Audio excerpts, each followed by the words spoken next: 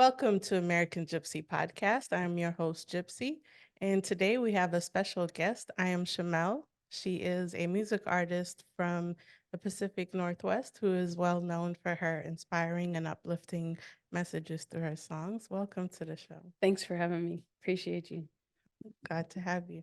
And I actually first met you, I saw you performing at the Barboza, and I found you have a really good stage presence that really inspired me. And I went and looked at some of your music on Spotify, and hmm I was your your strong presence comes through the music, and it's very inspiring. I'm Thank a you. big fan. Thank you. Thank you. Thank you. Thanks for checking out the music. What was one of your favorite songs? Oh, that's a hard one. I would have to say, ooh, that's a really hard one. Authentically, uh, you moved on. I hmm like that one too. Okay. Um, like I said, it's really hard. Maybe a third one. Kung Fu Hustle is really nice as well. That's one of my favorites. Really? Kung Fu, I yeah. was gonna That's ask you that. Like, that's your favorite song you've it's made? one of my favorites. Authentically You was really fun because it's different with that rock edge. Yeah. It was, to me, it's more rock than like hip hop, but Mm-hmm. me spitting over it brings a hip hop element to it. Okay. Um, I'll never forget when Jabber create. He was like, "You like this?" I said, "Oh, this is fire." Yeah. So, that was a real fun one. Kung Fu was, I don't know if it's the beat. I don't know. It just Yeah. that even just the way it kicks off, you're just like, okay, Yeah. It's very fun. this is about to be so just with dynamic. So, Kung Fu is definitely one of my favorites. Yeah, yeah, it Okay. I just the haven't heard bouncing that on the one. beat. What else? I Wedding Cake. Okay. I don't know if I heard that one. Yeah, I you has a lot of your music has kind of a East Coast vibe. Is really. that like what was your inspiration? Who is some of your inspiration when you first got started? First getting started, an inspiration, definitely MC Light. Mm, Um, for sure, MC Light, Jay okay. Z. Um, I'm a big fan of Nipsey. I'm a big fan of Queen Latifah. I'm a Mm, big fan of just a lot of people. E40, mm, um, Mac Dre. okay. I appreciate like Ludacris's and Nelly's. I was a Mm. huge Eminem fan, Oh like yeah. huge Eminem fan. And I think more so big on Eminem because there was no censorship, Mm, 50 Cent, there was no censorship. Just being able to like, in a black community, like your mom is everything, right? And then yeah. so for Eminem to come and be like, I hate this lady. And me just talking crazy about his girlfriend and mom, and you're like, oh yeah, like and so animated with it. But Yeah. off the rip, the brat, Mm, MC like number first and foremost, okay. Jay-Z, but then like my musical genius, top of the top is Michael Jackson. All day. Mm. All day. So who would be like your ultimate collab? Who would, if you had to pick that one person to collaborate with, what's your dream collab? Michael Jackson all day. Okay. Like no, Michael Jack. If it's living, I'm a do. That's tough. Can I get a producer and an artist? Yeah, go Okay. ahead. So if I'm gonna go producer, I'm gonna get Timberland. Mm, If I go artist,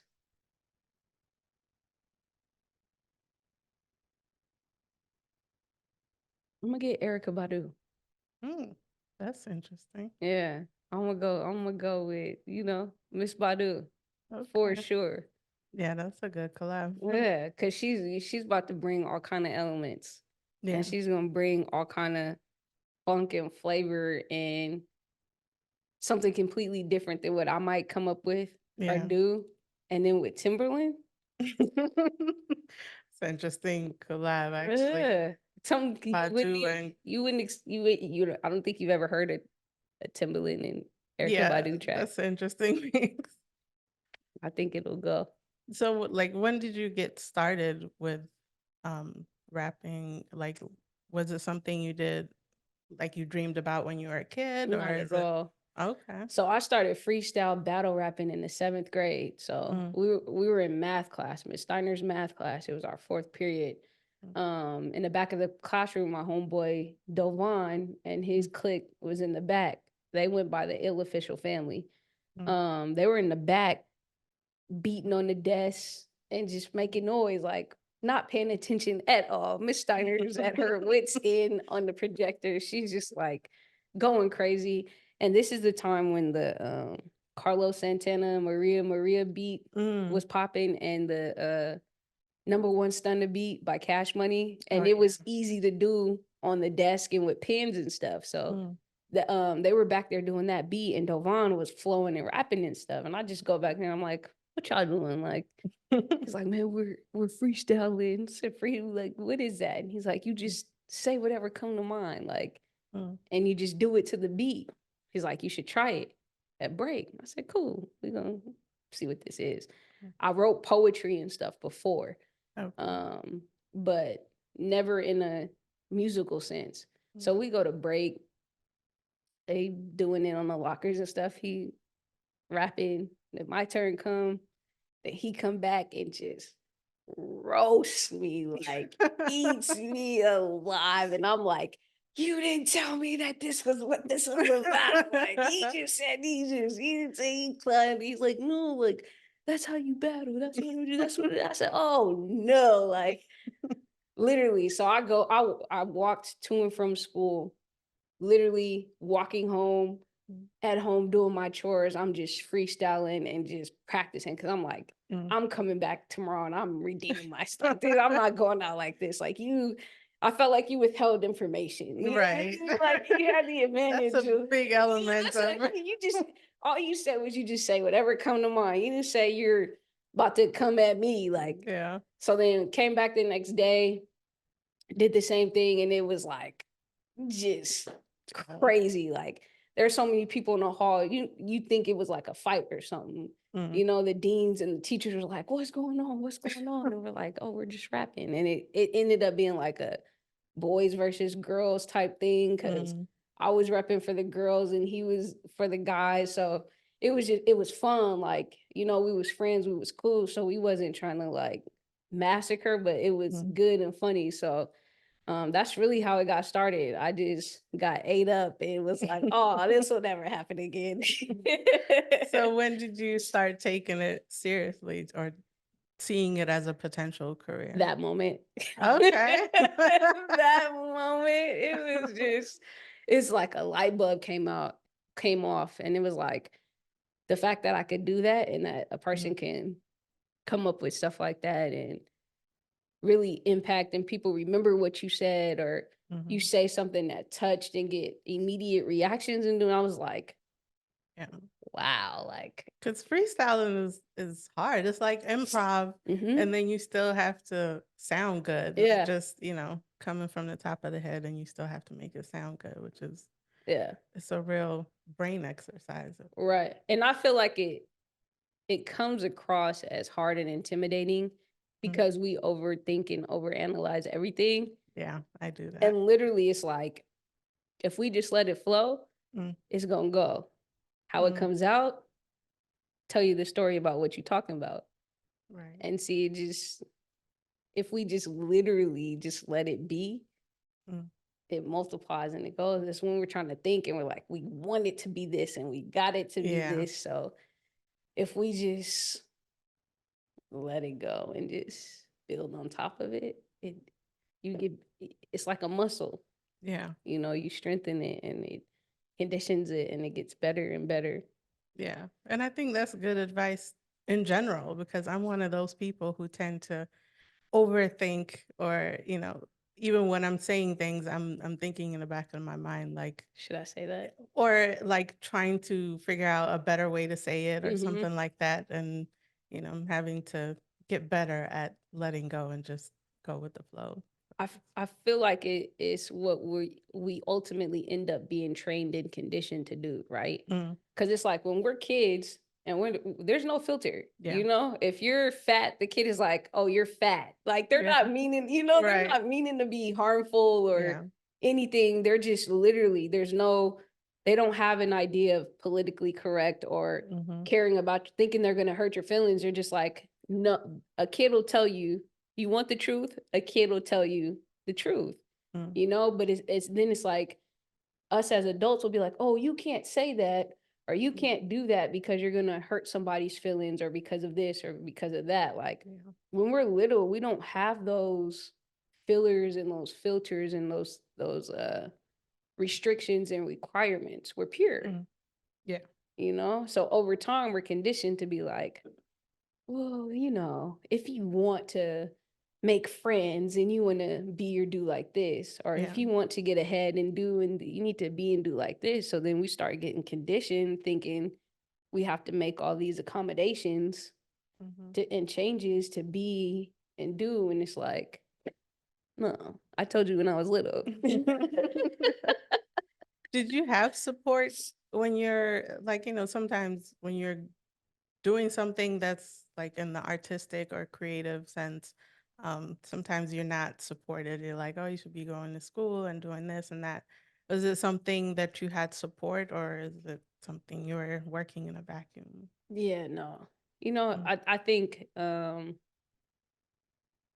I think the adults and the people in your life always want the best for you. yeah. And the best for you is what they deem and see as the Mm, best for you in your life and your path, instead of trying to figure out how to cultivate it is you want to do and be and seeing which ways and how to make it work. They want you mhm. to get this security system or Right. this path of least resistance Right. to, you know, oh, go to school, get a good job, you know, get a good education and you'll get a good job, get a degree, and Hmm. then you'll climb this corporate ladder to Right. end up miserable at 65 and with all these health issues and Right. you're old and you don't want to even enjoy the rest of your life because you're so tired from what you gave and did leading up to this point. So Yeah. not really, you Mhm. know. Um I think um just like any other thing that people aren't passionate about or don't know or don't understand, they're like, that's a good hobby, you Yeah. know, that's a good thing to do on the side, but what's your backup plan? What's Yeah. your, you know, what's your ultimate plan? You need, that's not gonna work. That's Hmm. not gonna last. That's not gonna happen like that. That's not how that works. That's not how that happens. So no, I didn't have that support. I don't have that support like that. Like Yeah. it's my journey though, you know? Yeah. So I think as time goes on and the more I learn and the more work I'm doing on me, I'm Hmm. learning like it's me. You Yeah. know, it's my journey, it's my story, it's my path, it's for me. It's not for anyone else to understand or support or know. Mhm. It's like everybody becomes believers in a part after the fact, Right. you know? Yeah. But, you know, I can't expect it because I've never Yeah. had it. So it Yeah. would it be nice? Absolutely. It Yeah. would have been great. You know, you see people and how they pour and invest in their kids in certain things like sports or, Hmm. you know, when wealthy people basically lay the land for their kids and it's just like, you know, you're free till this point and you have Yeah. everything, you know, but it's like we wouldn't learn the lessons that I learned, you know, Hmm. I wouldn't be the person I am probably Yeah. if I did. Definitely makes you stronger. It's a Absolutely. test of faith in yourself. Absolutely. How bad do you want it? Exactly. You know, what does it mean to you? You Yeah. know, and it's like anything that a person is willing to sacrifice and lose everything and everyone behind, like Yeah. it's only a matter of time, you Yeah. know. I just can't give up on me, you Right. know, because then everybody else is right, Yeah. you know, and then I'm gonna be sad and unfulfilled because I didn't see it through. Right. You know, you can't do it for me. I gotta do it. Right. So So what do you do to get inspired, to get in the zone when you're writing? listen to beats, Mm, or most of the, you know, it's just something that clicks. Like mm, I'll be driving and something will download and I'll be like, oh, this will be a tight. I'll okay. hear something in a beat or something and I'll be like, I could write it and do this. Like I used to, my mom listened to like soul music and gospel music. My dad listened to jazz. So it's like Okay. listening to jazz and hearing the instrumentations, or this instrument doing this and this instrument doing that, that would spark a freestyle on something, and trying to ride Mhm. different musical elements or whatnot. So Okay. I feel like the inspiration is always there. Like in my perfect world, in my perfect way, I'd be in the studio all day, Mm, every day. There wouldn't be a day that goes by that I'm not in the studio creating, laying the thought down, laying the idea down, building on something. It's just yeah, I'm constantly flowing mm, with with that, I guess. okay. It's a gift and a curse. Which is the title of one of her albums. If you haven't heard it, definitely. And I do appreciate, like, it's not too many albums out here these days, that every song is good. Mm, And you can let the whole thing ride out with yours, which I really appreciate. thank you. And it's not, you're not rapping just to be rapping. Hmm. Like, there's really inspiring and good messages in each song, Thank which I you. find really good quality. Thank you. Where, where is your ultimate goal with the music? Like, what do you see in the future? Is My ultimate goal since I've started has all I'm like, I want to be bigger than Michael Jackson.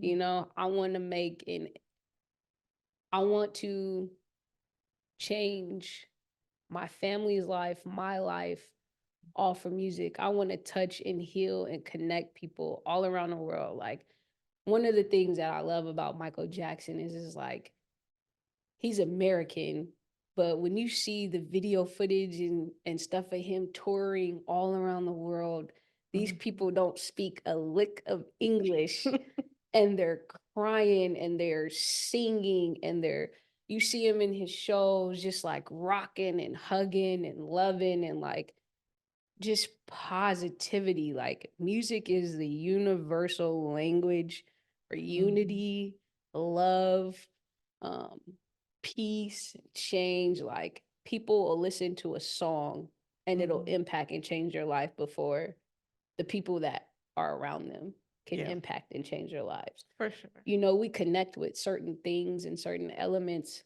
and things of songs that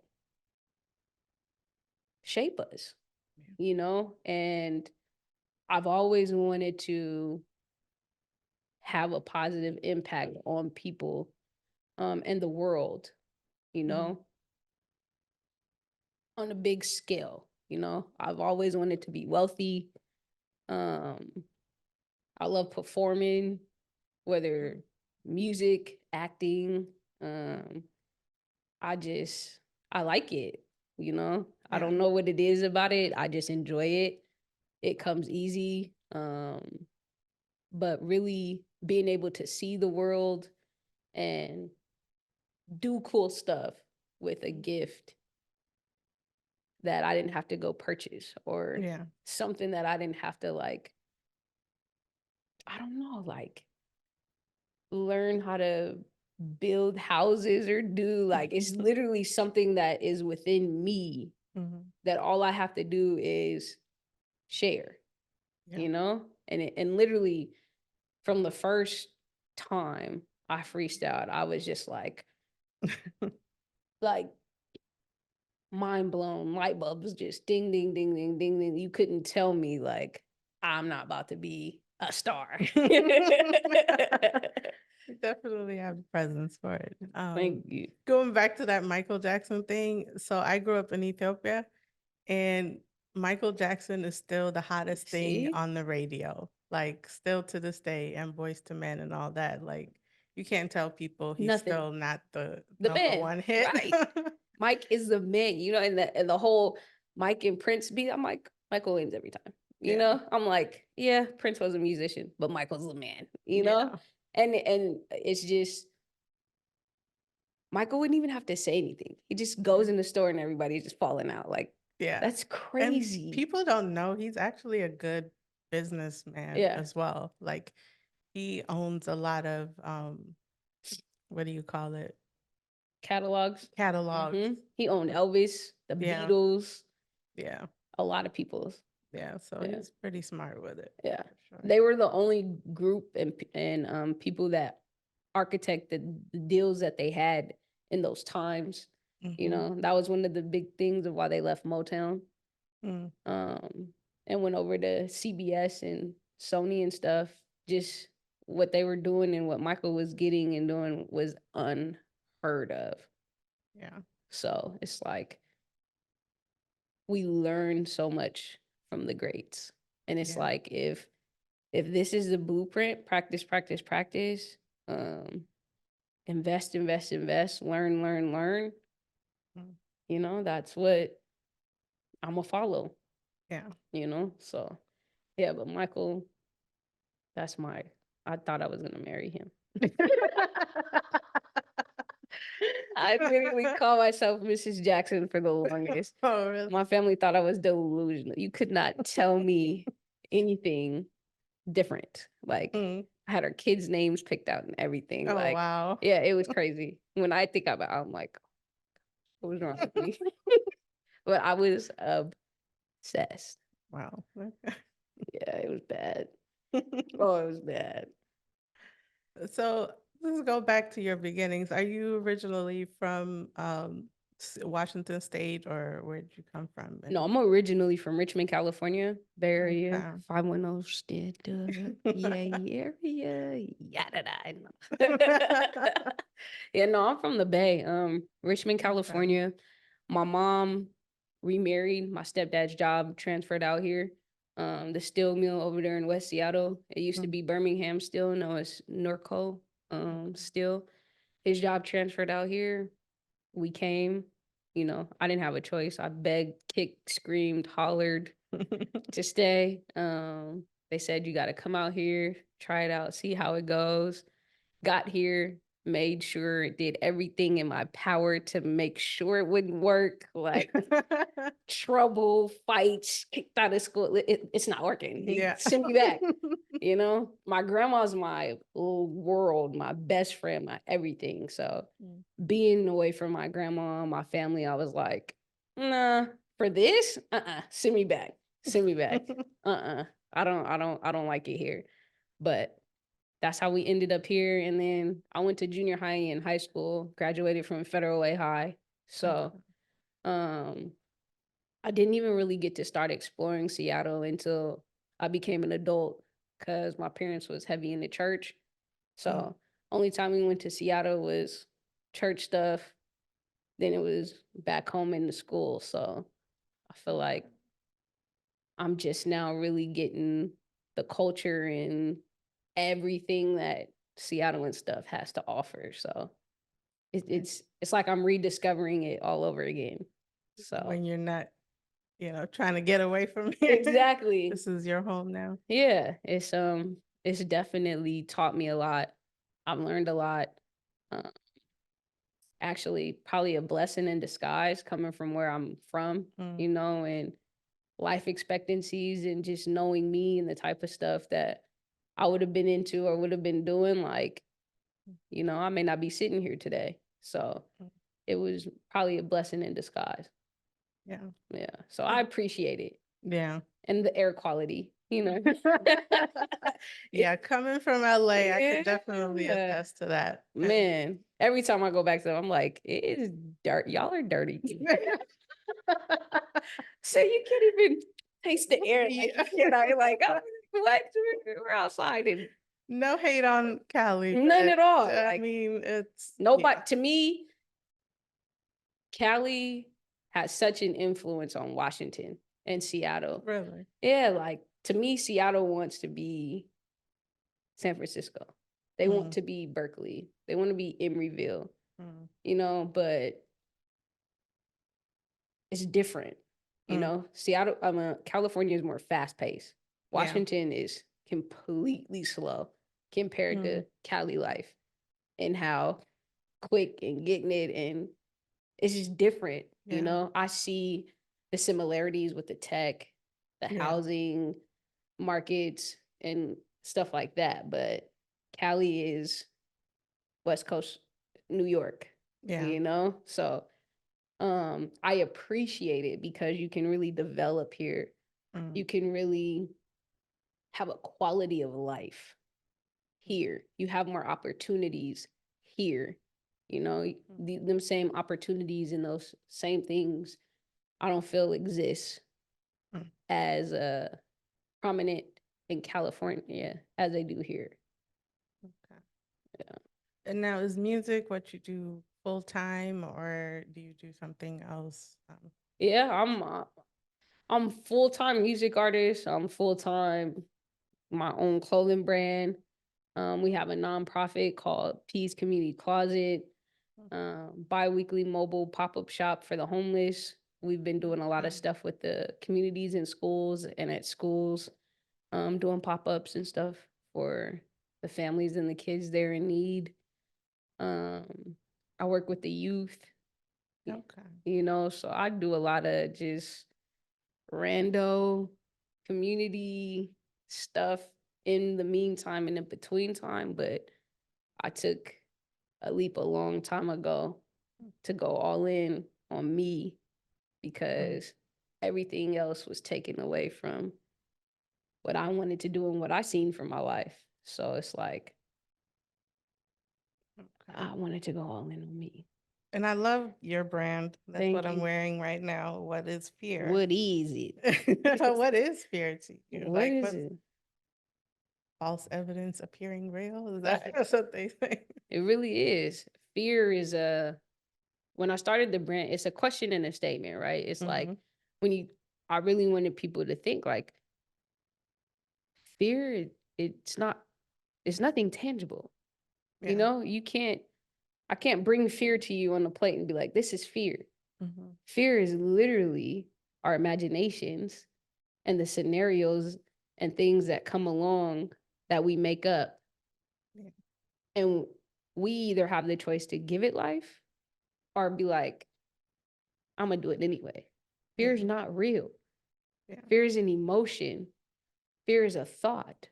Fear is a feeling, you know, but it either holds us back from something or it propels us to do something in fear of becoming something or the things that we don't want. But fear is something that we all have one way or another and all base our decisions and our lives around. Yeah. And it's not real. Right. It blows my mind. Yeah.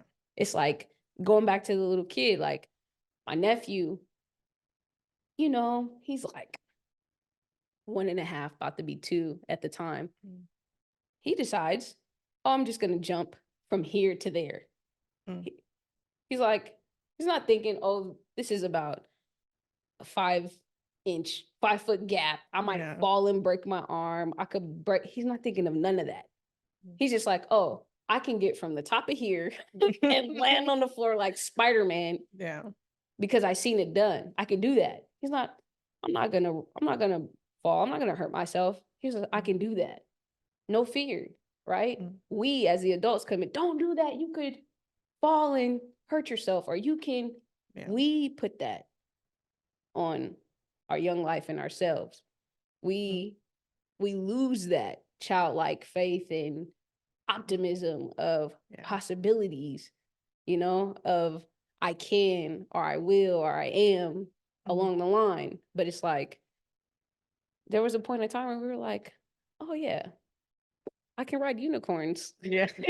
I'm gonna, oh, when I go outside, there's unicorns all over the place. Yeah. There's never unicorns, but we believed it. Yeah. We didn't feel scared. We weren't worried about anything. There wasn't, Yeah. there was no such thing as doubt. Yeah.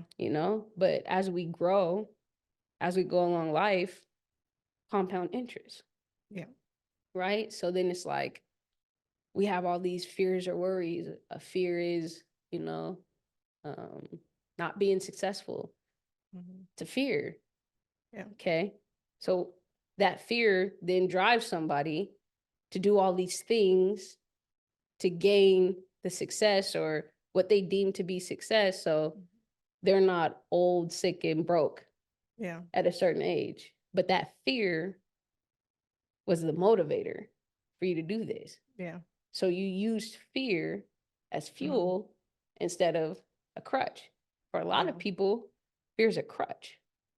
They can't do something, why they can't become something, why something can't happen. So it's like we all use it. Yeah. And there's even fear of success. Yeah. There's people that are on stage right now or getting some success in music or whatever, they have fear of success, which is another thing. Like, oh my God, that's just interesting. As a kid, I made it a mission to kind of do things that I'm scared of. It was like, and then I realized once you do it once, you're like, okay, it's like a muscle that you exercise. And then I just kept doing it. You lose it over time when you grow up and you have these societal norms and things like that. But there was one day where it kind of took me back to when I was a kid, and I remembered that. And I was like, okay, this is something I got to do as an adult as well. So there's, I try to do things that I'm scared of just so I can get out of that mind state. That's super dope. Yeah. The fact that you even had that mindset as a kid and being younger, that I'm gonna push myself. Yeah. Right? We're scared of challenges. We're scared of challenge. We're scared of getting out of our comfort zone, and we fear the unknown, right? Because we don't know. So I'd rather play it safe or stay over here and be comfortable.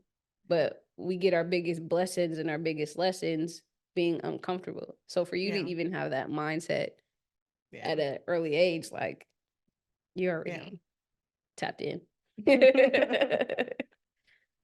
What's a fear of yours? Or do you have any? Fear of mine. I mean, I still have plenty of fears. Let's see.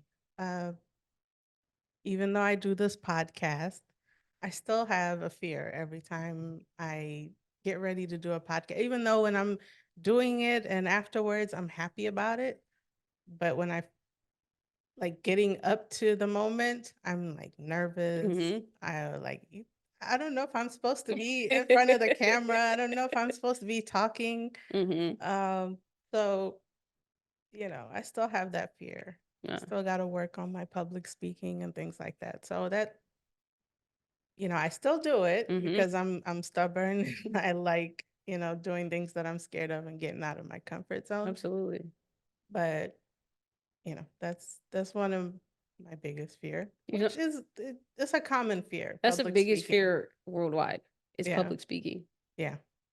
Or having to do a presentation. Yeah. Speaking in front of people, standing in front. That's like a big, I didn't realize it was as big as it was. It really is. But it really, like, people really, I'm talking sweaty palms and it's one thing if I'm doing like a presentation, I studied something very well and I'm presenting, I'm very comfortable doing that. But like sometimes a podcast and things like that is more free flowing and coming from the top of the head and things like that. So that scares me a little bit. It's that wanting to be perfect. Yeah. And putting yourself out there. And it's one of those things that I've had to get used to. I'm like, you know what? I know I say a lot and I say like a lot and I'm working on that, but you don't have to be perfect. Just get started and get going. Even with the podcast, I'm like, I don't know what direction or what, people ask me all the time, like, what is your podcast on? And I'm like, well, we talk about a wide variety of Mm-hmm. things. So I don't have a specific niche. So yeah, Which that's, is good, yeah. you know? Because I like learning about a lot of different things. So I Mm-hmm. don't want to limit it to a specific area, which could be easier when you're doing content creation, YouTube or podcast, to stick to one subject. And that helps you with, gaining followers and things like that. But I still want to keep it, Yeah, a wide variety of topics because I absolutely. like learning about a lot of things Absolutely. and people get bored with Absolutely. one topic. So Mm-hmm.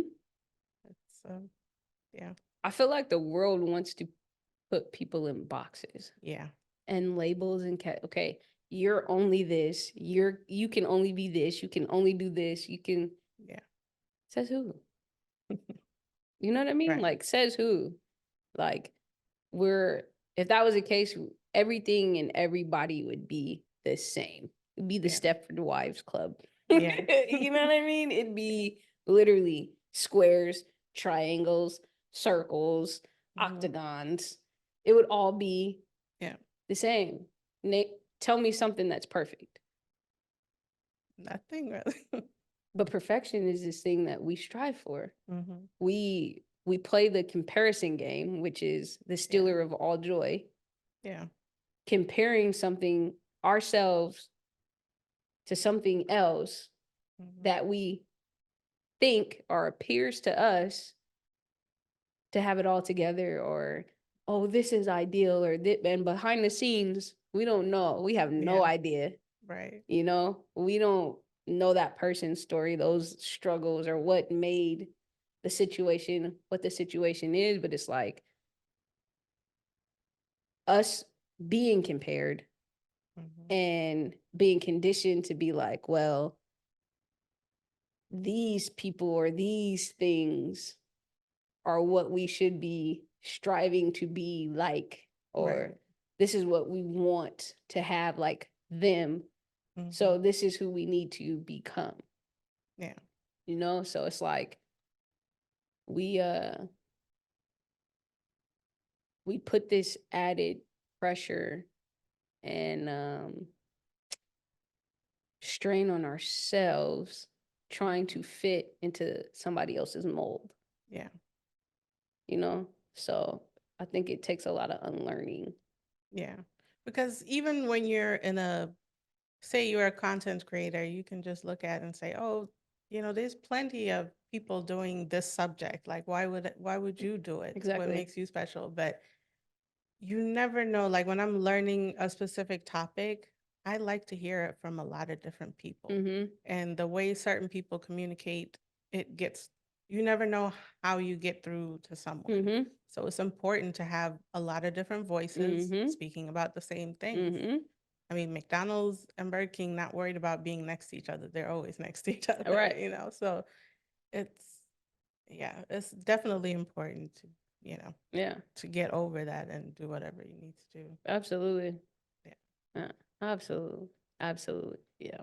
Was there ever a time where you doubted yourself and kind of self-sabotaged?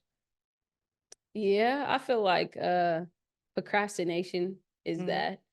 I feel like when you start comparing, mm, yourself to your peers or people that have other situations or things going on that seem to be happening for them and do. mhm. Absolutely. You're like, I don't understand. You're like, what? Yeah.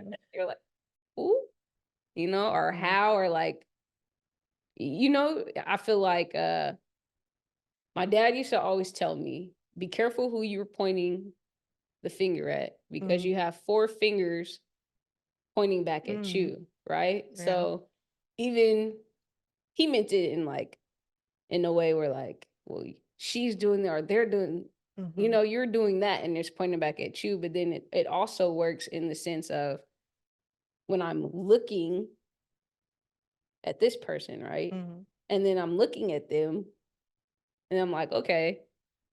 What do they have that I don't? Yeah. What are they doing that I'm not? Mhm. You know, what is it about them that now they're them and they're doing that I'm lacking or missing? And Yeah. then you start the whole, are you enough? You start questioning you and Mhm. what you're doing, your purpose, and how you're gonna. You just start questioning everything, Mhm. comparing you to somebody else and Yeah. somebody else's situation. So, um, And a lot of that is projections, and projections really come from your own yeah. insecurities. Mm-hmm. So it's good to look at yourself and see, okay, what is triggering me? What about that person is triggering me to kind Mm-hmm. of project all of that? Yeah, absolutely. And every, like you said, everything comes back to self, Yeah. so I feel like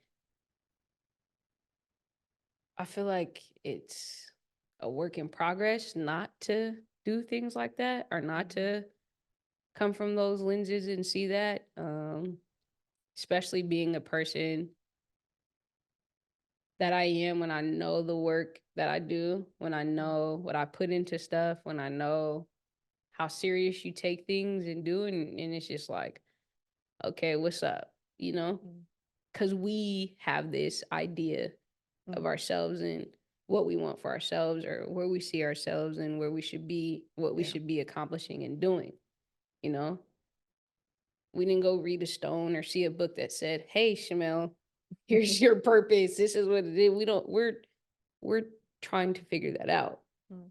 You know, um, and I'd be lying if I said I know what my purpose is. You know what I mean? Like, I Yeah. know what I'm here to do. Mm. I'm trying to figure it out. I know what I think it is. I know Mhm. what I feel. I know what I'm passionate about. I know what moves me. I know what sparks me. I know what I've been fighting for and fighting to accomplish. But, you know, I all the stuff that came along the way and that I've done and experienced, I didn't foresee any of that, Mhm. because I've been tunnel vision, Yeah. so it's like balancing, you Mhm. know, with I'm trying to learn to be water, Mm. you know. Yeah. When you look at water, streams, rivers, a drop, the rain, how it moves, it molds, shapes, Yeah. fits any and everything it touches Mm. along the path and Right. journey. So I'm trying to get there. Yeah. It's I'm trying definitely. to figure that out, Yeah. because it's like, I know what I want. I know how I Mhm. see myself. I know um, what my ultimate goal is, but Mhm. I'm just a vessel. Mhm. The creator has a purpose for me. Mhm. Um, and I wish it was as simple as yo, I've been in meditation. Tell me now, like, Yeah. come on, stop, like, Yeah.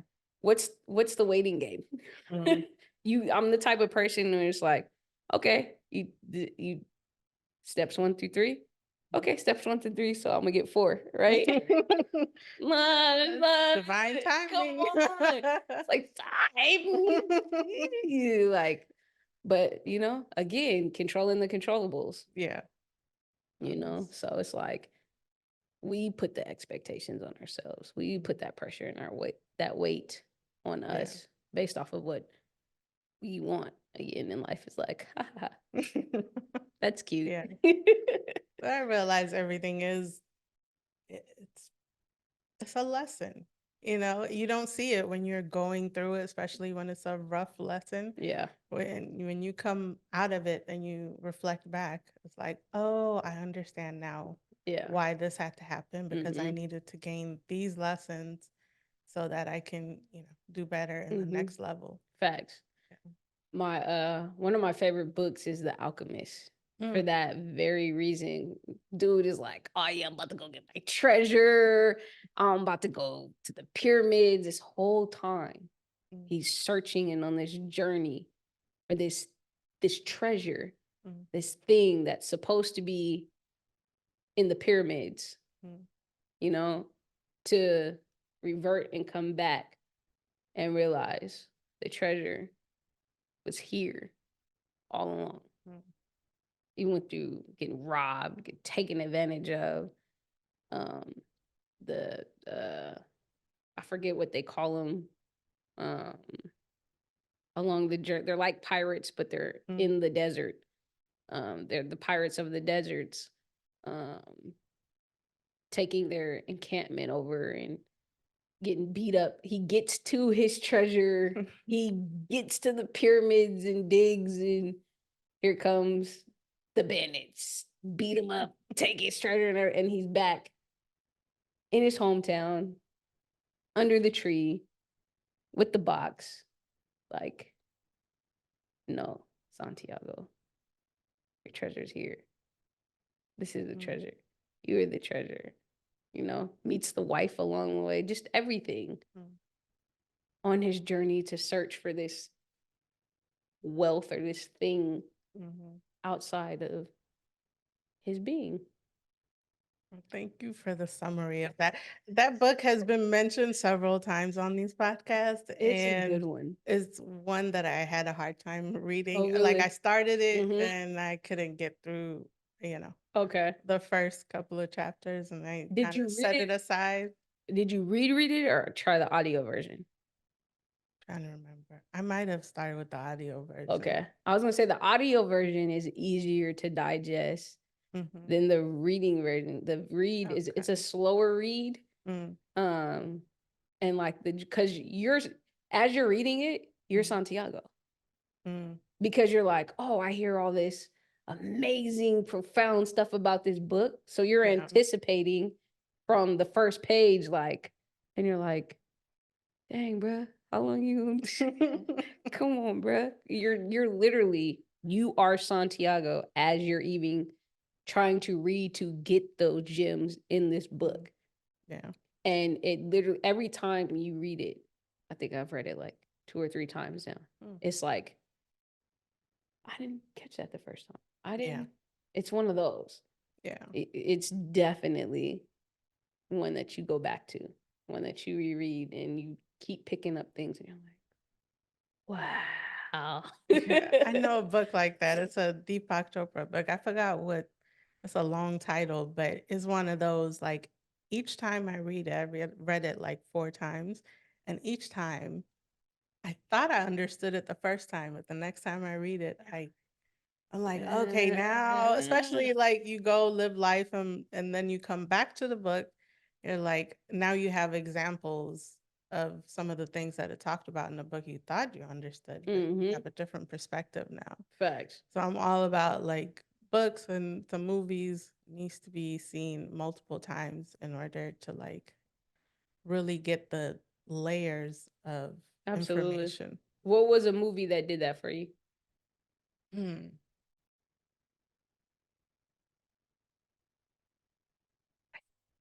Can't say that about any movies. I know there's a show, American Gods. Okay. That one I had to watch a couple of times. Really? And each time I do, first of all, there's a lot of layers to that show. So I try to get past like the initial layer of it to where, yeah, it's a lot of information with that one. I don't know if I can really explain at the moment, but it helped me understand certain things. I know it's 3 seasons to that show, so I don't, and it kind of fell off after the second season, but there's a lot of information in that show. Yeah. I feel like they're making shows out of things that should have been a movie. Like they're dragging things out to make it. Well, I don't know what happened in the industry like 5-10 years ago, but everything switched to shows. Like all the writing all the movie writers went on to writing TV shows for some reason. I don't know Audience what made retention. that. I guess so. Because I really don't, I can't sit down for a movie, but I can definitely watch a show Mm-hmm. because it's like 45 minutes or Mm-hmm. 30 minutes and I can just move on. Mm-hmm. Um, so that, I don't know, like every movie is becoming a show Yeah. now. Yeah, And I it's don't like, know. no, that should have been a movie. But then you have seasons of it and people binge watch it. Yeah. So it's like, what's the difference? Yeah. Yeah. I noticed that too. And I'm like, if I can, they're like, if I can, reality TV showed people that people will come back weekly in anticipation for Yeah. something, you know? And then you're not playing reruns of it. You're literally each week it's a new something from continuation. So it's like Mm. a movie, the movie drops, it's in the theaters, you go see it as many times as you want. You pay each time to go see it. Mm. That show, I'm in the comfort of my living room. Yeah. You get a break every 10 to 12 minutes with a commercial. Mm. Go refresh. But people are coming back each Mm. week, every time this episode, because I can only get it here. Mm. You should be able to go once the movie left the movie theater, Yeah. Blockbuster, you know. Now we got access with Netflix and Yeah. everything else, but it's like for people to come, I got you hooked now. So Mm-hmm. now you're anticipating each and Yeah. everything I do weekly. Yeah. 52 weeks in a year. Mm-hmm. I got you locked. And then this ain't my only show. Then I got this coming on after and this and this. So it's like, I got you right Yeah. here. Because when people come home, what they want to do? They want to relax and turn on, well, it was turn on the TV. Now it's, I'm in my car Phone. watching, yeah, they're Right. streaming going home, if they're even leaving their home. You Mm. know, everything is here now. So If you had to be on the soundtrack of any movie or show, which would be like your goal? any movie or any show.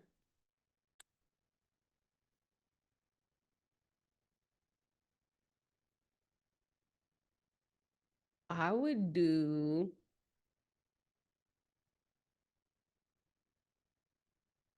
any Spike Lee movie Mm. soundtrack or do. If I got to be on the show, do a soundtrack, put me on Power, Mm. Love and Hip Hop.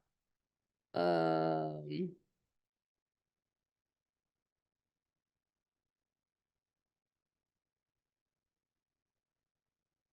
I do. There was a show called Rap Shit. I do. Started that one. Yeah, I would be on that soundtrack. Um, I would do Insecure soundtrack. Oh yeah. I do anyone. I come up with something for anything. Movie wise, Mm. John Singleton, Spike Lee, all day. And I love to get into TV and film and Mm. scoring and um syncing.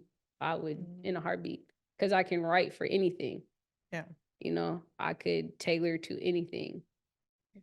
And I feel like even in some of these shows and the stories, like I feel like this song I recently did would have been dope for the Idris Elba movie when he was the cowboy. I think The Harder They Fall. Yeah. When if you Oh. heard the beat, like it would have been perfect for Yeah. that movie, you know? That was an awesome soundtrack, by Yeah. the way. I listen to soundtracks of movies. Lit. I said Kid Cudi Yeah. showed out. Yeah. What? Yeah, it was bomb. But I would totally love that world and totally commercials too. Like, Yeah. you know, just challenging myself in my artistry on all those levels and all those aspects. I would love to, and I would be open and interested to do it for any you know, Yeah. married with children. Like it doesn't matter. I would Yeah. just love to try it and see what I could create and do. Because Mm. I could write it, don't mean I wrote it for me. You know what I mean? Yeah. I could create it and do it, don't mean I'ma necessarily perform it. It Mhm. may not fit my voice. You Mm. know, this song may be perfectly for a singer. You Mhm. know, this sound could be perfect for, you know, Mm. Kanye, but Yeah. I could be a part of creating it and doing it. Have you gotten to songwriting for other people? I've written different things, like all Mm. the besides Tiffany Wilson's on my Light It Up song, I came Mm. up with like the concept and hook idea. Mm. Um she wrote her actual parts, but like my song Okay with Jaffe sing, I wrote everything that she sung. Okay. Um so I write for everything.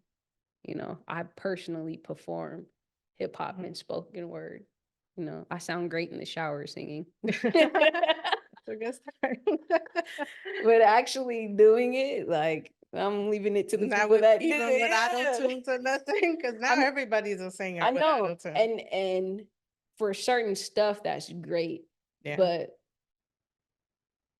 my whole thing is to I want the me's in the positions and doing the things that Mm. we do. You know, Yeah. like having Tiffany Wilson come on and sing. You're about to shed a tear. Mm. She's gonna bring that dynamic and that element to capture that feeling, that Yeah. essence. You know, I can modulate all day by myself. Mm. It's something's gonna be missing unless it's the vibe or what it's supposed to be. Yeah. You know, but it's something about the way Whitney hit her notes. Yeah. You know what I mean? It's something about the soul in Aretha's voice. Yeah. You know, could you imagine? Like, even think about like when Drake was doing all that, and people are like, "Boy, if you know," and Drake's one of the biggest selling artists in the Yeah. world. You know, and he can't hold. He singing is not his thing, Yeah. but he Kanye be doing that too. right. But they figured out how to do it. You look at Mhm. Travis Scott. Travis Mhm. Scott came and took everything that Kanye did on 808s and Heartbreaks Mhm. and built a career off of it, Mm. you know? Yeah. So if it works and that's what you want to do, and if Travis Scott tried to sing a ballad, you like, boy, you're like, what? You're off, stop. You're gonna be like, just Mm. stop right now, you know? So it's like, I'll write it, you know, but Mhm. it may not be for me. I would like to be in those rooms and a part of those teams and creating those Mhm. things. Don't mean I'm necessarily gonna always be the one to execute it. I'm all Mm. about playing positions, whatever the position is, because whether you played 30 minutes or you were on the bench, if your Mhm. team wins a championship, everybody gets a ring. Yeah. You know, you were there Mhm. for support Yeah. and you were ready in the event of you Mhm. needing to step up and do something, but your position was to be ready, Yeah. you know, and you're still supporting and playing that role to do that, to help your team to get Yeah. the victory. Luckily, they had it. Cool. Mhm. But then halfway through the season, somebody got hurt or something, then it was your time to step up. Yeah. You know, something wasn't going right. It was like, okay, we need to switch something up, and you was ready. So I'm all about playing my position, playing my role, whatever it is at the time, in the Mhm. space and the capacity it is for that. So Speaking of teams, do you have who's your team? Do you have representation? Do you work with a company? me, myself, and God. That Okay. is a team. I say I got I definitely have support and I have a team player, P Portia Flowers. Shout out P Stelly. Um, she definitely supports and fits in where she can, how she can. Mhm. Like if I got a show and she's available and she's able to run my merch booth, Mhm. she'll run the merch booth for me and be there and support. But it's really everything's on me. Mhm. I create my own logos, my graphics. I create my own reels, my own posts, my concepts, my like I do everything. Recording wise, I record with Jabber, Josh. He's the engineer, genius. I have like a home studio set up, everything, but I'm not a me as an engineer. You know what I mean? Like, I can record myself, I can get a rough draft across, I can get the idea across, but it's like, I'm not sitting there decibels and gains and EQs and I'm like, what'd you just say? You know, even trying to figure it out, I'm like, to me, they're geniuses. I'm like, how do you guys do this? You know, calculus was my max. Even mixing and mastering is a whole other ball game because you really have to have the ear for these things.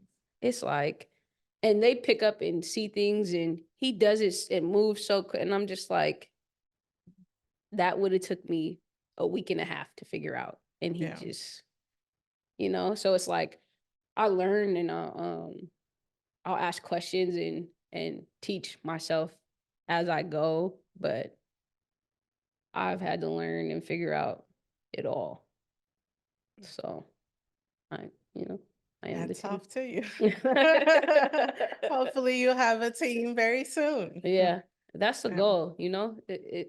You build it, they come. So I want to build it, and I'm thankful because I know what everybody's supposed to be doing. Like, I literally took like 5 years just studying the business. You know, reading music business law, music business books, studying contracts, all of that stuff. Like, you know, I used to be in claims. So when it comes to fine prints and contracts and like, I'm like, nah.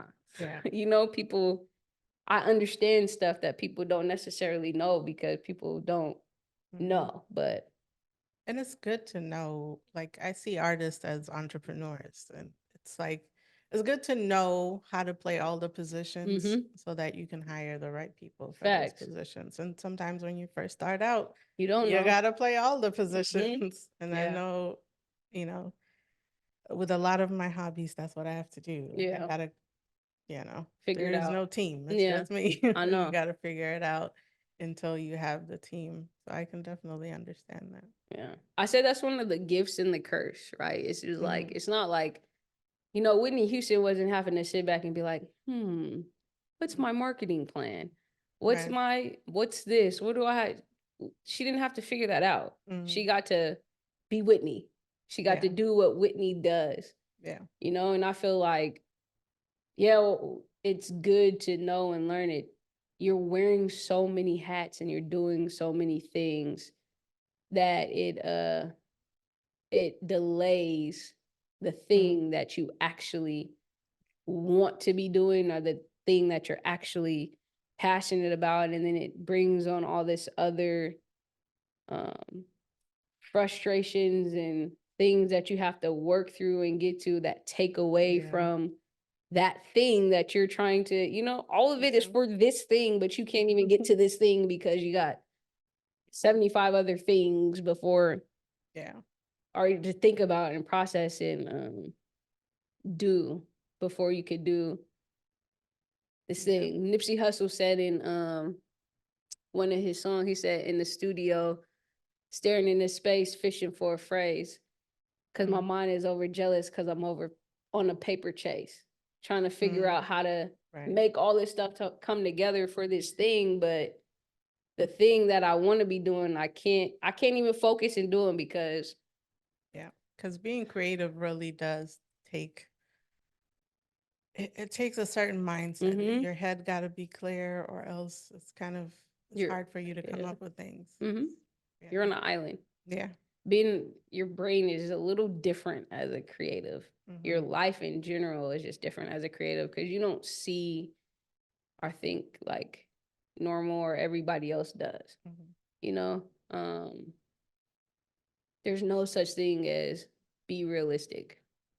What does that mean? You know, like, what is being realistic? Because somebody would have told you nobody's gonna buy that rug design. now people are paying $25,000 for a fraction of this rug design. Yeah. You know what I mean? So it's like, it's all in interpretation and, like you said earlier, projections, people projecting things onto you and other people's limits and beliefs trying to spew on you. And it's like, if people were being realistic and people were, we wouldn't be where we are today in the world and technology, especially with technology. Yeah.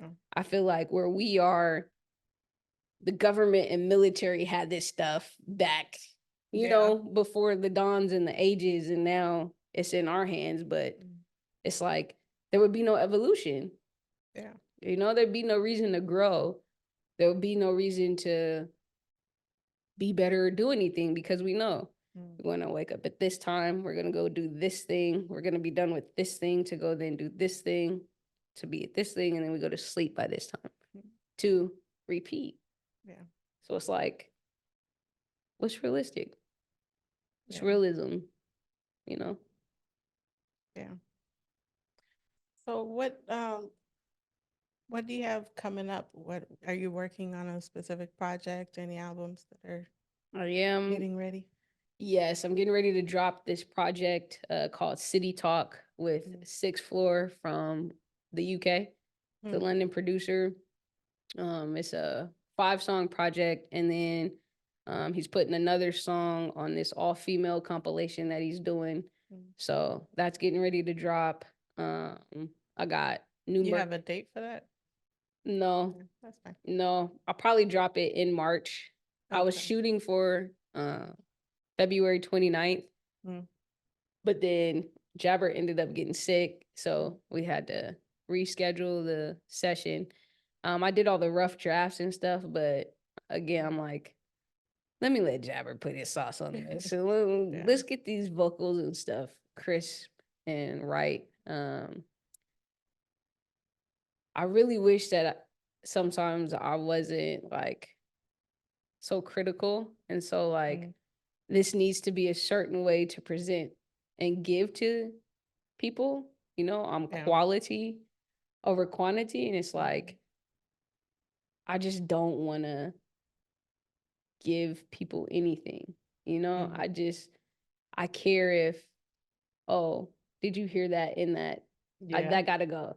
You know, like that's why you don't mix your own songs, because that will take you forever trying like, to get it right. Yeah, me, if I was just putting I'd upload all the voice recordings on my phone right now. I'd have like 1,000-song catalog if I didn't care, you know, but because I care about what I'm presenting and giving to people, it takes me longer. But I got that project, City Talk with Sixth Floor. Me and Jabber got another project dropping. It's about 11 songs. I'll be dropping that right after the City Talks project. Me and Mal Holiday, we have another song called Wishing we're gonna drop. I'm editing the video to that right now, putting the final touches on that. Then me, Mal, and Matt, the hospitality, we got a song called There They Go that we're gonna drop. Then I'm gonna drop another solo project. Yeah, you got back to back. Yeah, that's the goal. I wanna definitely put out more projects. There's no reason why I shouldn't be putting out more projects. I just got to get out of my own way. And again, like searching for this perfection thing or having this mindset or mentality that all this stuff has to be lined up or in order to do and to give and be. I'm working on the book. It's called What is Fear? That's gonna be dropping. Is it a biography or? No, it's just a book on fear. I don't feel like I should be writing an autobiography yet. You know what I mean? Yeah, like, I feel like there's a certain level of wisdom in life you have to experience or have to do to do something like that. Yeah. You know, Yeah. like, and again, it could be part of the whole perfection thing, or um, what do I have to say, yet, or who's gonna, but I feel like biographies, autobiographies, like there's a level of wisdom that you Yeah. could be imparting and dropping on people, or have experienced or lived through. And I feel like there's more, Yeah. before that happens. Yeah. So there's more life, there's more experiences, there's more I need to gain, there's more I need to learn, there's more I need to see, there's more perspectives and stuff that Mm. I'm just now being revealed or see. So it's like, I don't feel like that type of book is now Okay. necessarily. What inspired you to want to write a book about fear? Fear and um how much it affects us Yeah. as people, and how much of a factor it is in our lives. Mm. And it's like, what would come about if you really stopped and thought, wait, what am I afraid of? What is Mm. like, why did it take me so long to do this? Mm. And that's one of the reasons why I made the logo so big, is because it's like, you walking by, you glance at it, they're like, what is this? What is fear? Oh, that's too. Then they really they think about it. They're like, what is fear? It's a conversation piece. Yeah. It's something that, whether we interact or not, you're going to think about. Yeah. And then hopefully you take away something from it, and you're like, reevaluating and reflecting on yourself, and like, what are my fears? What Mm. are they? Is this fear warranted? Mm. Um, is this really so ridiculous? I can't believe this thing has stopped me from doing something, and it propels you to do it, and just be like, I should have did this ages ago. Or is it like, why Mm. am I fearful of this thing?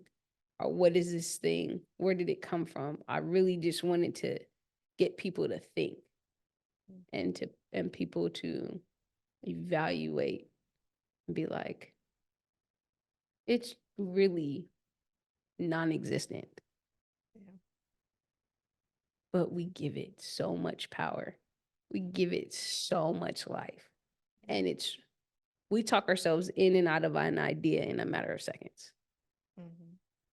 Like, it could be the one, boy. Oh, it could be the one.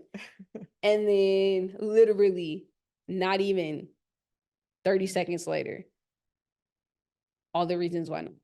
Mm. But it's like, why not? Right. Why not? Yeah. What's the best that can happen? I Yeah. learned something. Yeah. A lesson is a lesson. Yeah. If you don't, you'll never know.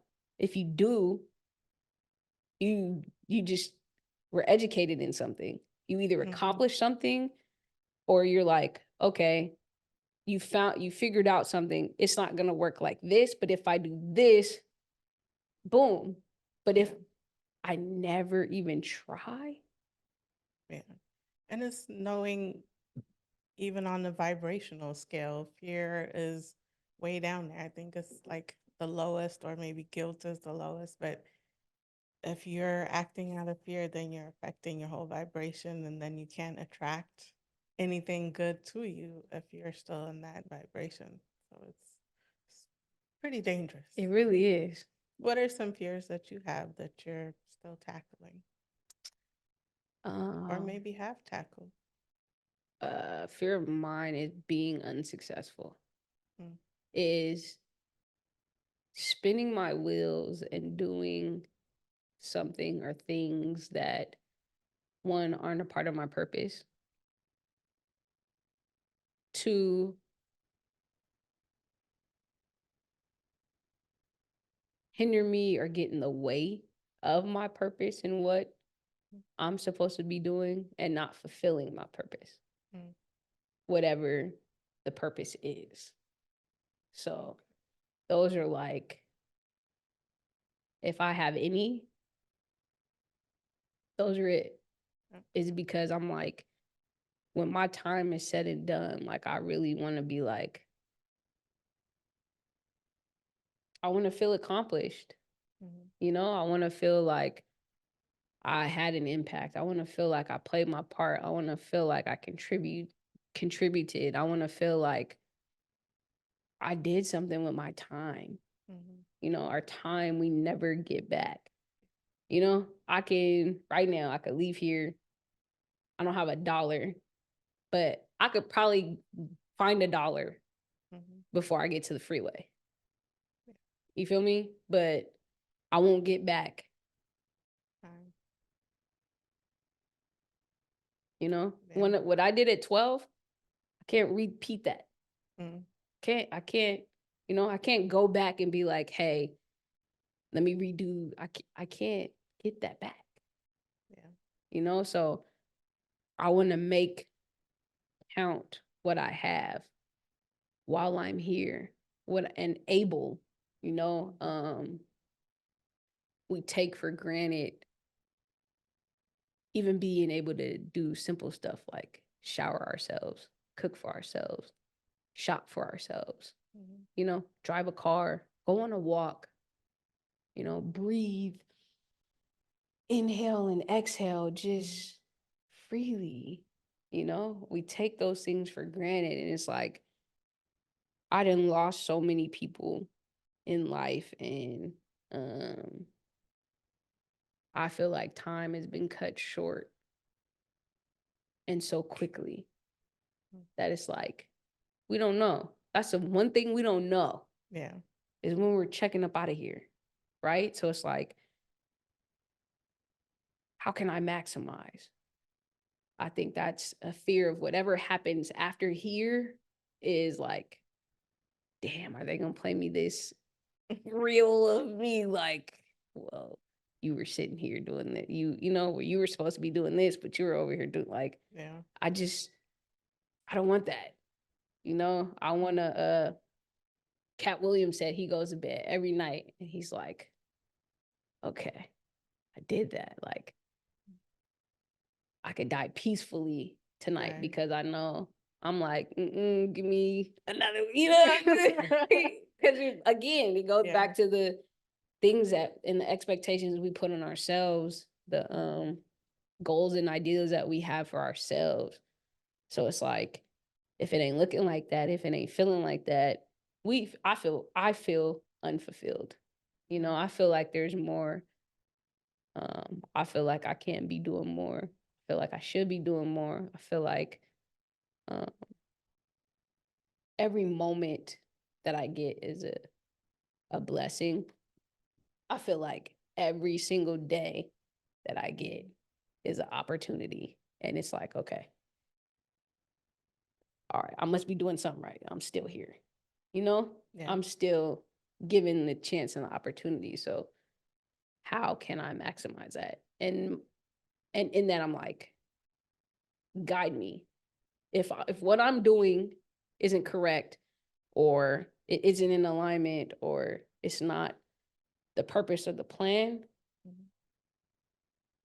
navigate me, shift me, show me, you know, um, help me to decrease and open up.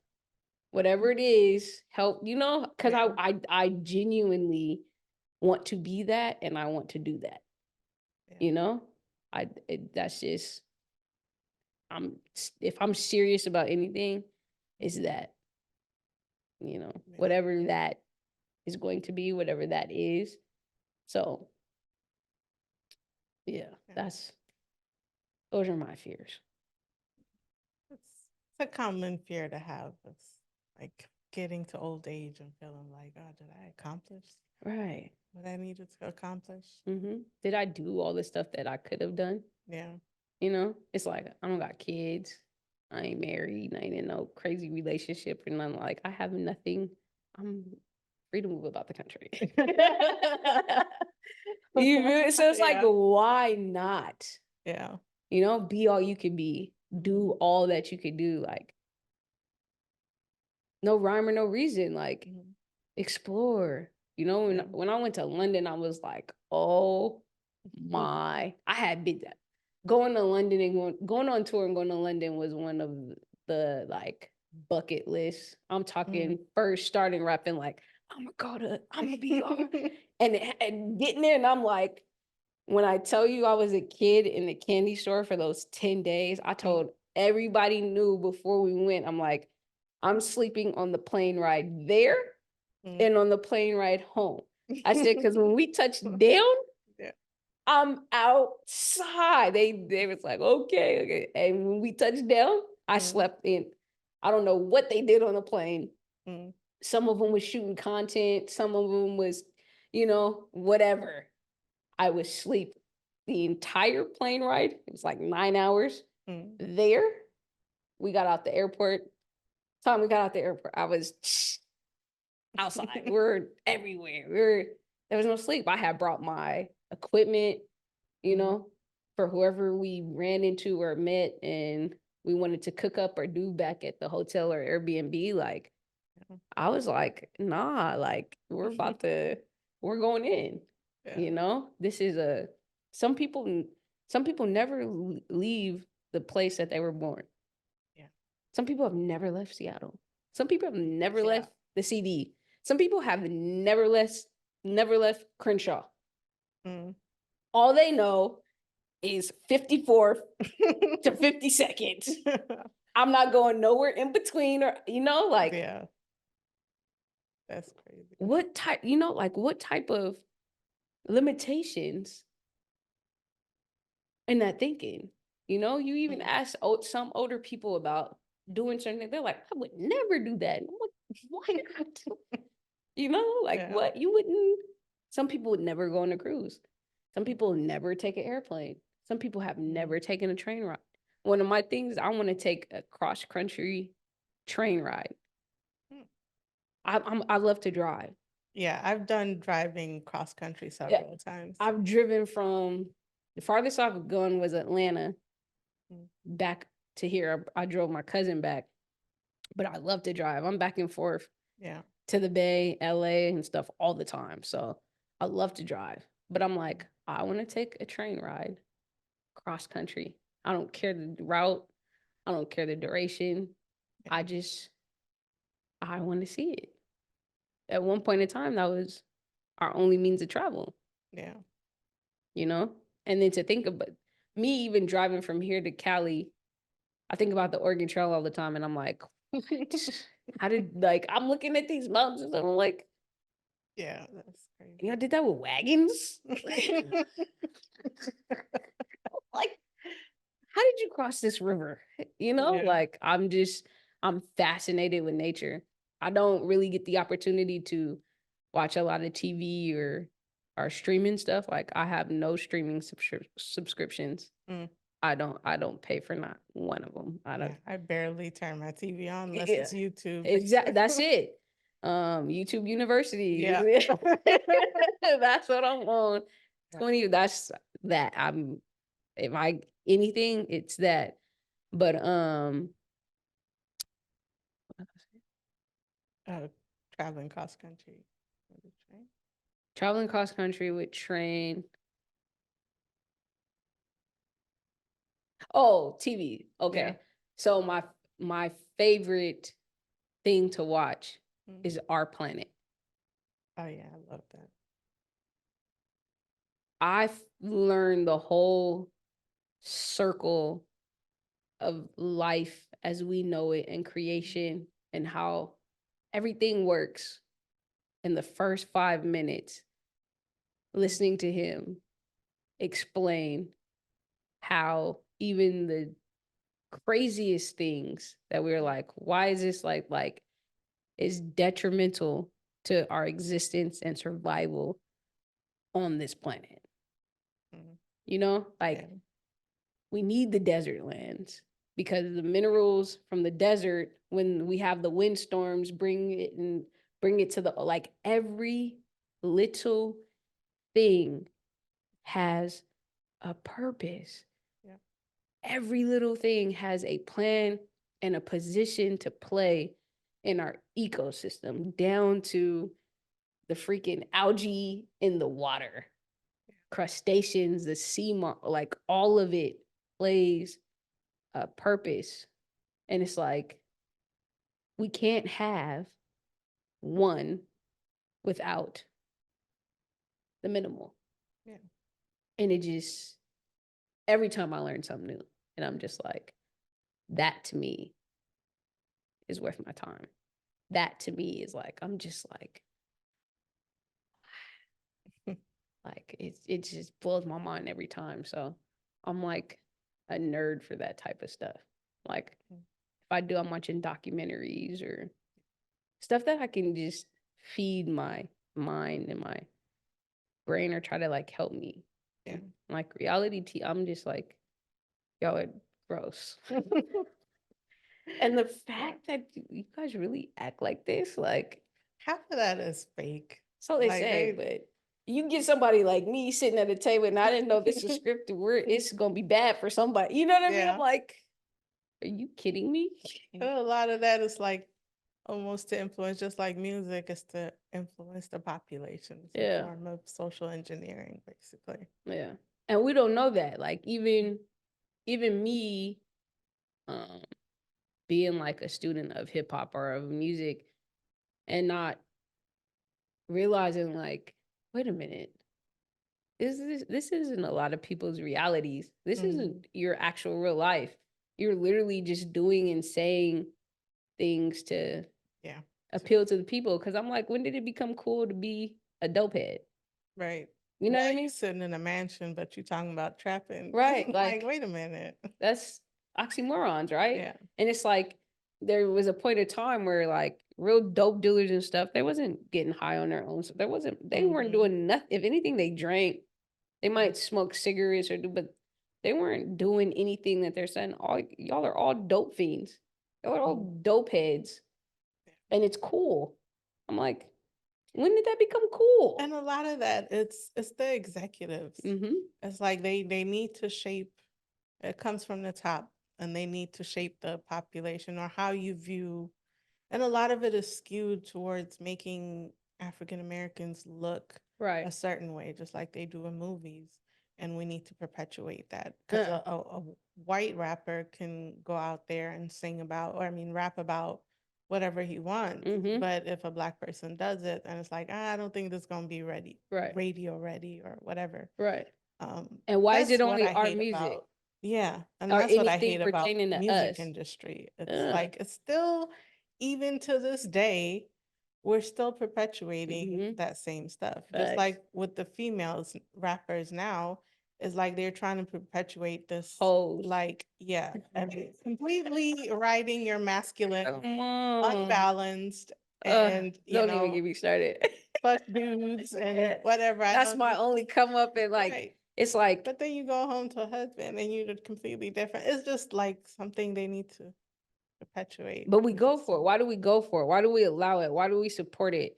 Why isn't a Common, right, as big or bigger than a Lil Baby? Right. You know what I mean? Or why KRS-One? You know what I mean? These people that, like J. Cole. Yeah. You know, they gave J. Cole a hard time because he was J. Cole. You know, when his albums and things, his newer ones, and the success with the song structures and the things that he's talking about doing, I'm like, these are what brought the attention over this substance, this content, this enlightenment, this education. Like, I feel like we have a responsibility with our gifts, right? To educate, empower, and better not only ourselves, but our people, right? why do we choose to destroy, to tear down, to inflict more harm Mhm. on our people? You know, they're not doing it in rock music. They're not doing it in house music. They're not doing it in um, pop music. You know Right. what I mean? Mhm. They're not doing it in any other genres or cultures besides anything black. Yeah. We cannot be seen or looked upon as the beings that we are. Mhm. You know, everything that's right is white or Yeah. light. Right. You know, there's no such thing as a pretty dark skinned girl. You know, they're the leads aren't, you know, somebody with beautiful, smooth chocolate skin, Mm. you know, with curly hair. Like I cut hair. I'm a barber, right? I do locks and Okay. stuff as well. Um, and we'll have people that come in who are from Africa, Mhm. right? They come in and they see them and they're like, I don't want to cut their hair, right? They're like, Mhm. I don't want to. They're intimidated by it, right? Then you touch it and you see it's soft and it's extremely curly, Mhm. super coil curly, soft, beautiful hair. But they're intimidated by the looks of it. Yeah. You know what I mean? And I'm like, they're intimidated by us, who we are and what we have, but yet you want to mimic and steal and take everything that we have, everything Yeah. that we are. Then you want to wash it, and then you want to bring it back to us and resell it and recreate it. Like the fact that we go to Mhm. music execs and people to tell us what Mhm. culture and what is cool and what is, it's crazy to me. Why Yeah. am I going to come to you to validate my flyness? Mhm. You know what I mean? Like it's Yeah. backwards. Because as a kid, I used to straighten my hair like Mm-hmm. every single day. I thought that's what is cool. Pretty. But then I didn't even know my hair was curly until like at the end of high school. I guess by then, like it was cool to have curly hair because of Beyonce. Mm-hmm. And so I was like, let me try it one day. And then after that, I just became curly hair, Right. natural. And then I started to understand the damage that it was doing to my hair Mm-hmm. and all of that. But I wasn't comfortable for the longest just rocking my curly Right. hair. And I've had the issue you're talking about where I don't go to hair salons a lot, but when I do, I've had one person tell me, like, don't ever come to the hair salon with your hair like that. I'm like, Like if what? I've already, like, I just had this curly hair and Mm, she had to just cut it and straighten it. But I'm like, if I already do the work for you, then why would I come here? exactly. And I've had the instances where it's like either a white person or Asian person, they look at it without touching it, without Mm-hmm. knowing it, is like scared Yeah, from a distance. And then absolutely. they finally touch it, they're like, oh, okay, it's not like rough or Right. whatever. And that's Yeah. like all these black women and stuff running around with all these wigs and Mhm. weaves and I'm like, y'all look crazy. Like, Yeah. you know, like no, y'all really look crazy. Like they really need to know some if nobody's telling I'm telling you, y'all look crazy. You look crazy trying to fit this narrative and do this what you think is cute and is popping. You know Mhm. what I mean? Or you think is acceptable. You know, think about how even in corporate America, they'd be like, oh, you have to wear your hair like this, or you can't have this, or you can't. Hmm? We don't, Yeah. our hair don't, but besides like my cousins who are like mixed with native or Mhm. Cambodian, Filipino, or anything, I ain't never seen no black person with straight hair. Yeah.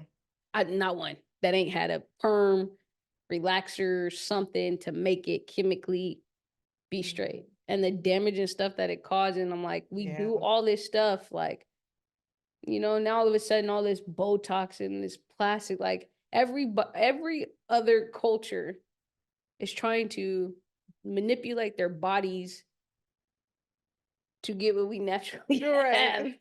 Bigger lips, bigger ass.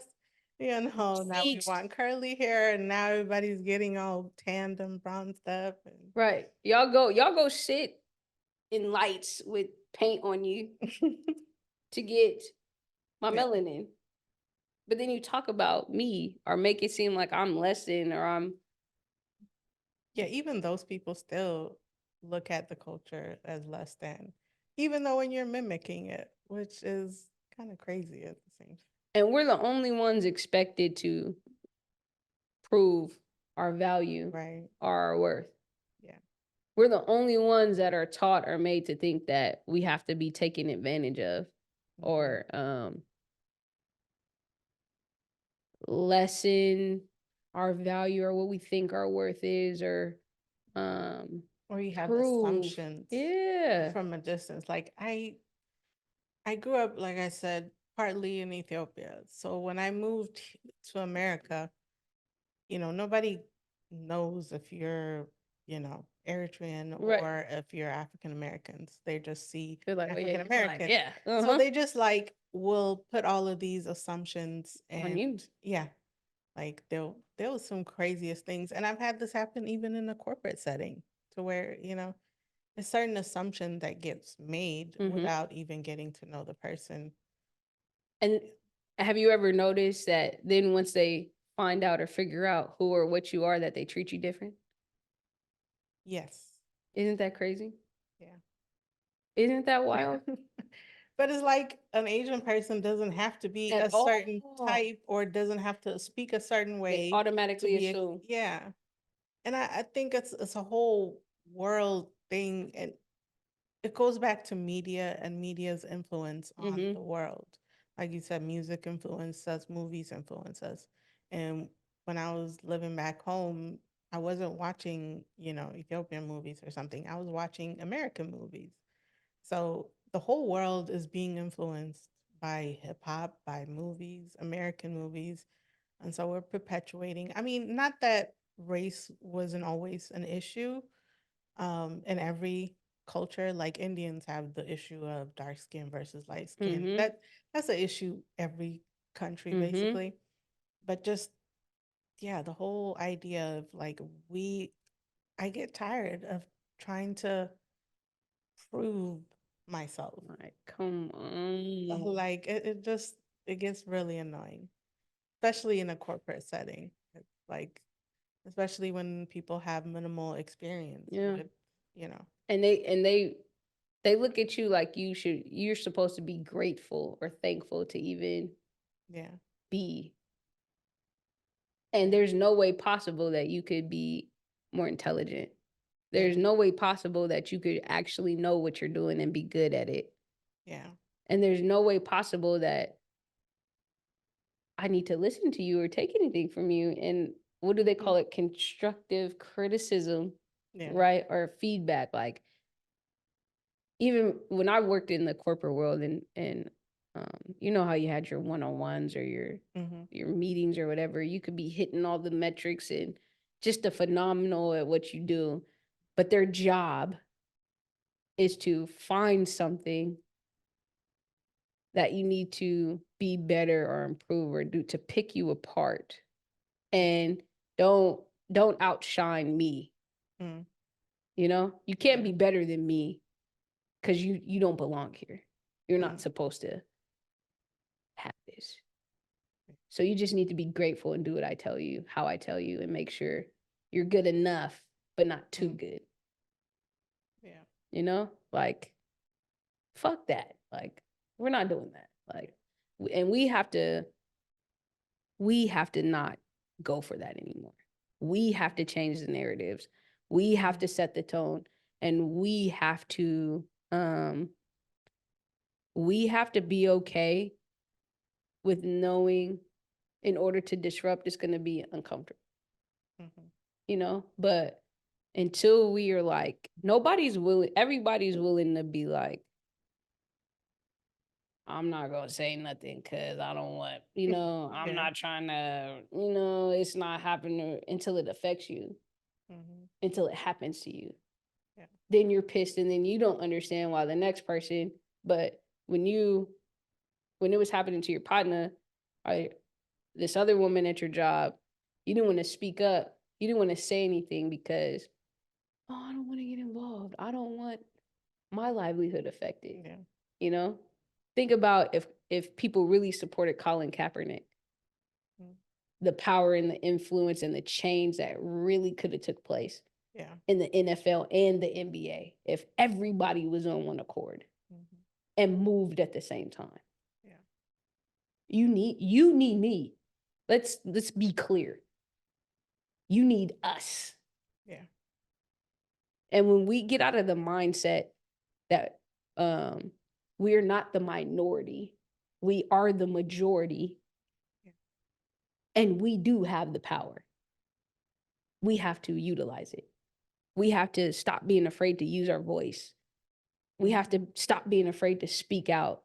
We have to stop being afraid to speak up. Hmm. We have to stop being afraid to get involved. Yeah. Our things are going to continue to get worse. Have we made strides? Have we had little wins and victories? Yeah. Can it be a whole lot better? Yeah. Can there be a lot more happening? Absolutely. Yeah. When are we going to do it? I could do it till I'm blue in the face. I'm one person. But imagine if there's 100 of me, Yeah. 1,000 of me, 100,000 of me. We're making some dents. There's billions of people in the world. Yeah.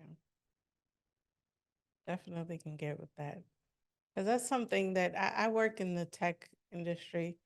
And there is something that I usually, when I go into corporate settings, well, these are male Mm-hmm. dominated industries, right? And then I realized years ago, like, I would come in as how I want to come in. And then I realized that's a little distracting For them, for my colleagues. So I tame it down or I change it up. But recently I'm like, I'm not no dumbing it way. down for nobody. I'm not about Yeah, to dim my light for come on. nobody. Good for you. Don't, if you want to judge me, judge me. And they do judge you because Mm-hmm. you put on a lipstick or doing your hair and you put on whatever clothes, then you definitely get all kinds of judgment Right. thrown at you. And for some reason, you can't be good looking and Yeah. smart at the same No. time. Apparently, that's not possible. Oh no. And it's just like, or it's, yeah, people got to stop judging the book by the cover. Absolutely. That's where it boils down to at the end of the day. I feel like, and I know people will feel a way about it, but I feel like the reason that we are where we are in the world and in places and in things is because of toxic masculinity. Yeah. And there's no one else to point or look at besides men Mm-hmm. because we weren't in the rooms when decisions were made, when these rules and regulations and these formations and these things came to be and happen to happen. Yeah. That wasn't our thought process. Those wasn't our opinions. Those wasn't our views. Those wasn't our ways to approach. Those wasn't our ideas. We didn't have any say. Mm-hmm. So we are in the things and dealing with the things as results to the way a man thought Yeah. about everything. About everything. And most of it comes from the past where women didn't really have rights. At And we all. still haven't updated some of these At thought processes all. or mindsets. So you never had me in consideration. You never took me in mind. It's always about what you thought this thing should be, from business, corporate life to work. Remember, we weren't even allowed to, our job was at home. Yeah. Even right now, there's like a lack of women in the C-suite. Mm-hmm. Like that's still an issue. The good boys club, Mm, gentlemen's club, right. you know? We wasn't a part of none of this. Mm, And these decisions and these things that are happening and that are results of today came from those mentalities, those ideologies. So how do we fix it? We got to get rid of you. right. You feel me? Instead of getting more women on the table. How about that? Exactly. So that means some of y'all got to go. Yeah. Point blank, I don't, there's Yeah. no sugar, there's no softer way to say, hey, y'all are the problem. Mhm. It couldn't have been us. We didn't create none of this. We weren't there. You didn't even have us at part of the discussion. Mhm. You see what I'm saying? Yeah. So we know what we get when you're in control. We know, Yeah. we see what's gonna All happen. of history. That's the story of the world to this day. I digress. Yeah. You know what I mean? Like, Yeah. we don't think and operate like that. We are taught from young to care and be considerate of everybody but ourselves. Mhm. We aren't taught to be selfish. You know, if a young boy is passionate and he's a go-getter, if he's he's a confident, good. But if you're okay, sweetie, but even in that, like, if you could be talking to a male counterpart or anything, and then they try to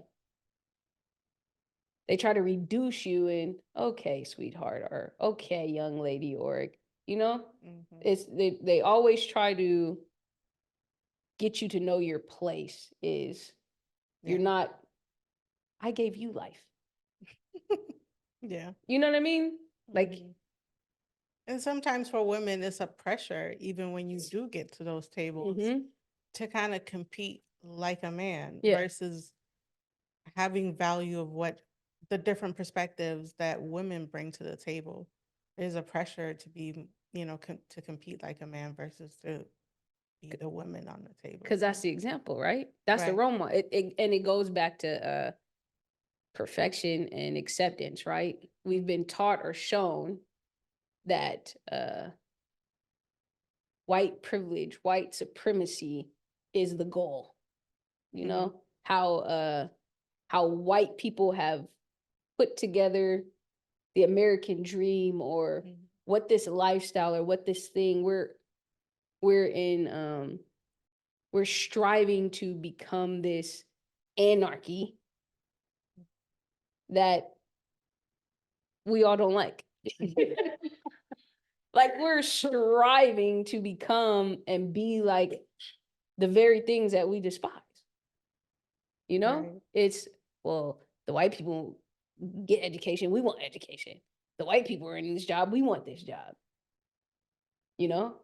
We were successful, Black Wall Street. We were successful, segregated.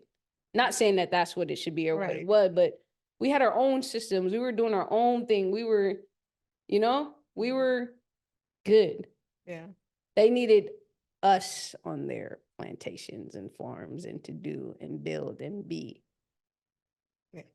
But yet we're trying to mimic the example, the system that's flawed. We got to disrupt all that. Yeah. It's not working. It hasn't worked. We've made great advances and things, but even the reasons why we do stuff. We wanted to go to the moon because Russia went to the moon. We had no idea, like, okay, what are we going to do now? What is that gonna, because somebody else, it's in comparison, we're competing.